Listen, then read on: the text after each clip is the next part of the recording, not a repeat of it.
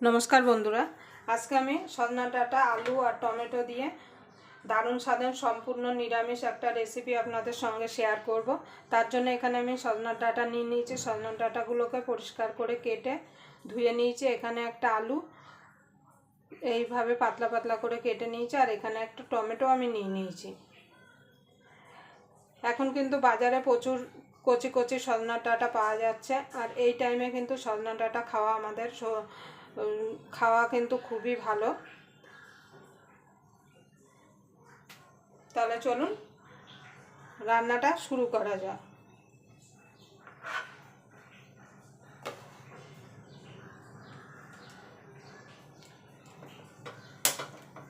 গ্যাসটা ধরিয়ে একটা কড়াই বসিয়ে দেব। এবার কড়াইটা গরম হওয়া পর্যন্ত অপেক্ষা করব। কড়াইটা গরম হতে হতে আমি একটা মশলা রেডি করে নেব।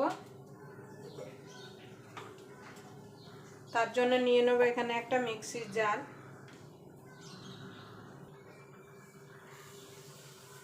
দিয়ে দেব পোস্ত,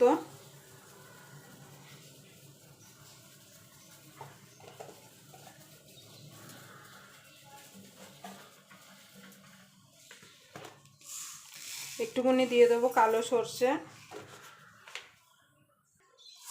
একটুখানি দিয়ে দেবো সাদা সর্ষে। আমি এখানে পোস্ত, কালো সর্ষে, সাদা সর্ষে মিলিয়ে মশলাটা রেডি করছি। আপনারা চাইলে শুধু পোস্ত দিয়েও এই ডাঁটাটা করতে পারেন। একটু দিয়ে দেবো নুন, তাহলে বাটার সময় তিতা হবে না। এদিকে আমার কড়াইটা গরম হয়ে গেছে, দিয়ে দেবো তেল।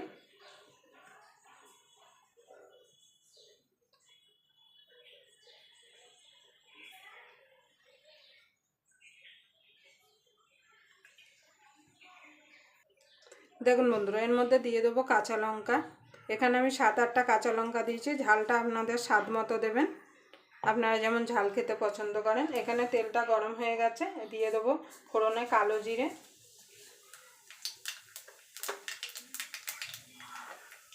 এদিকে আমার ফোড়নটাও হয়ে গেছে।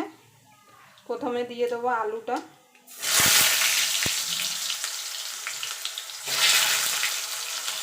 এই সজনার ডাঁটাটা কিন্তু গরম ভাতের সঙ্গে খেতে কিন্তু অসাধারণ লাগে।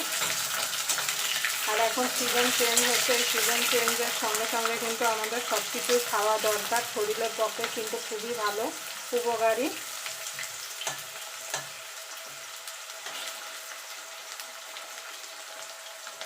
আলুটা একটুখানি ভাজা ভাজা করে নেব। আলুটা ভাজা হতে হতে আমি মশলাটা রেডি করে নেব।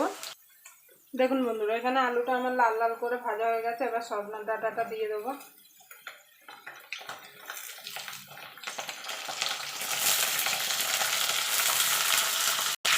দেখুন বন্ধুরা, আলু, সজনার ডাঁটা, টমেটোটা মিনিট খানেক আমি একটুখানি নাড়াচাড়া করে নেব।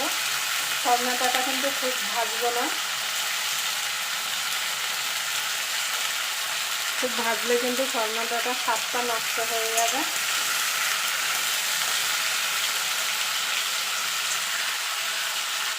দেখুন বন্ধুরা, মিনিট খানেক আমি ভেজে নিয়েছি। এবার দিয়ে দেবো স্বাদ মতো নুন,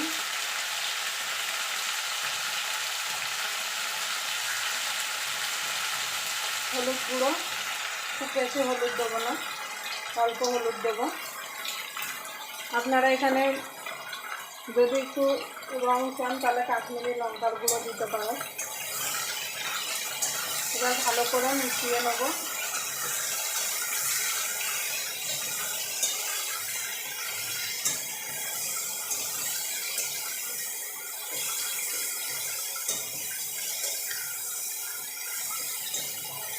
অবশ্যই আপনারা এই টাইমে সজনার ডাঁটাটা বাড়িতে এনে খাবেন, বাচ্চাদের খাওয়াবেন।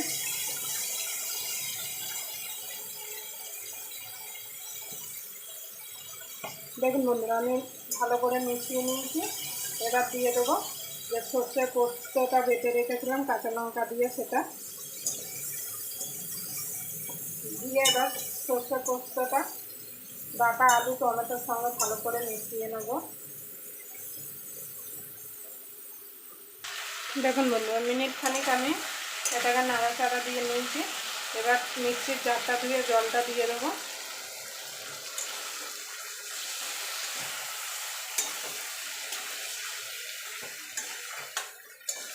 এবার দিয়ে দেবো জল, ডাঁটাটা আলুটা সিদ্ধ হওয়ার জন্য। আপনারা যদি একটু ঝোল ঝোল রাখতে পারেন তাহলে জলটা বেশি, ঝোল ঝোল যদি রাখতে চান তাহলে জলটা একটু বেশি দেবেন। কিন্তু এই সজনা ডাঁটা আলুটা কিন্তু গামাকা গামাকা খেতেই ভালো লাগে। দেখুন বন্ধুরা, জল দিয়ে দিয়েছি, এবার আমি ঢাকা দিয়ে দেবো। ঢাকা দিয়ে এটাকে আমি রান্না করে নেব যতক্ষণ ডাঁটা আলুটা সিদ্ধ না হয়ে যাচ্ছে। দেখুন বন্ধুরা, সজনা ডাঁটা আর আলুটা হয়ে গেছে। এবার দিয়ে দেবো একটুখানি চিনি, দিয়ে ভালো করে মিশিয়ে নেব। যেহেতু নিরামিষ তো চিনি দিলে খেতে ভালো লাগবে। যদি আপনাদের এই সজনা ডাঁটা আলুর রেসিপিটা ভালো লাগে তাহলে অবশ্যই একটা লাইক করে দেবেন। আর আমার চ্যানেলে নতুন বন্ধু হয়ে থাকলে অবশ্যই চ্যানেলটা সাবস্ক্রাইবার করে আমার পাশেই থাকবেন। আর পাশের বেল আইকনটা অবশ্যই বাজিয়ে দেবেন, আমি যখন কোনো নিত্য নতুন রেসিপি আপলোড করব সবার আগে পাওয়ার জন্য। এবার একটুখানি কাঁচা সর্ষের তেল উপর থেকে ছড়িয়ে দেবো। এতে কি হবে, সজনা ডাঁটাটা খেতে আরও ভালো লাগবে। আপনারা অবশ্যই এইভাবে একবার বাড়িতে বানিয়ে নেবেন। গরম গরম ভাতের সঙ্গে গরম গরম এই আলু সজনা ডাঁটা তরকারিটা খেতে কিন্তু অসাধারণ লাগে। এবার আমি নামিয়ে দেবো।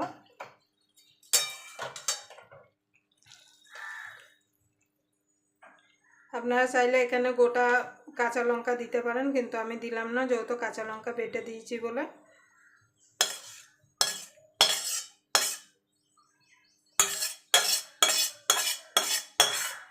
আবার আপনাদের সঙ্গে কোনো নতুন রেসিপি নিয়ে দেখা হবে। ততক্ষণ পর্যন্ত আপনারা ভালো থাকবেন, সুস্থ থাকবেন।